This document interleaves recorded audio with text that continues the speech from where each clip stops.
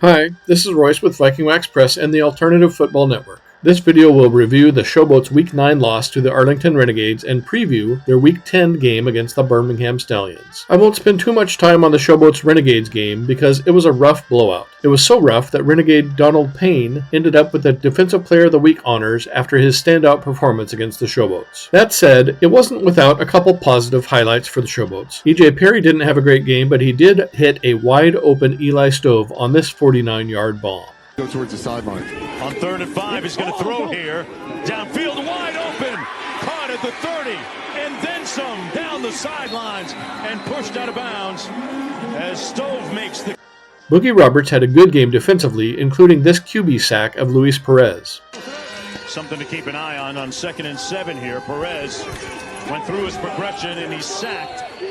Also, I want to give a shout out to Showboat kicker Matt Coughlin, who not only hit both of his field goals, but also had a tackle and 2 punts for 70 yards after punter Matt Mingle was injured during the game. Nice work, Mr. Coughlin. Also, shout out to defensive end Jalen Allen for being nominated as Showboat's representative for Sportsman of the Year award for the UFL. Nice job, Jalen. I had predicted a close game, and a close game it was not. The Renegades trounced the Showboats 30-12. Now, on to the last game of the Showboat season, the Week 10 matchup against the surging Stallions. The Stallions held off a late push by the Panthers to win their Week 9 game. In fact, they had several games this season where it came down to the wire and they ended up with the win. Except when they played the Showboats, and the Showboats took them into overtime and came away with the win. The Showboats would love to be the first team to beat the Stallions twice in one season, but with the way Stallion receiver Deon Kane is playing lately, it's a long shot. Watch Deon's catch at the end of the first half of last week's game.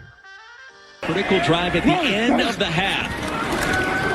Here comes the pressure. Smith releases towards the front pylon. Coming back.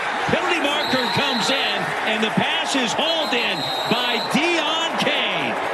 Passengers at number 19 is going to be declined. Okay, so they're really going to feel as a touchdown? Yeah. All right. Even if the Stallions rest some of their starters, they have a deep enough bench to beat the Showboats. I predict the final score, Stallions 24, Showboats 17. Please, please, please prove me wrong, Memphis. It's been a fun season for me covering the Showboats. Even though the record wasn't what the Showboats fans had hoped, it was still a fun season with several close games and 2 exhilarating overtime wins. Thank you to all of the players, coaches, families, and fans for all the effort you put in. I will likely do one more season wrap-up video next week and throw in my playoff predictions while I'm at it. During the off-season, I will still be cranking out videos, including UFL to NFL player movement during the NFL preseason. Be sure and subscribe so you don't miss that, and more football-related content. You can read my articles on AlternativeFootballNetwork.com and follow my profile, Viking Wax Press, on X and Facebook. Thanks for watching. This is Royce with Viking Wax Press and the Alternative Football Network. God is good, y'all. Take care.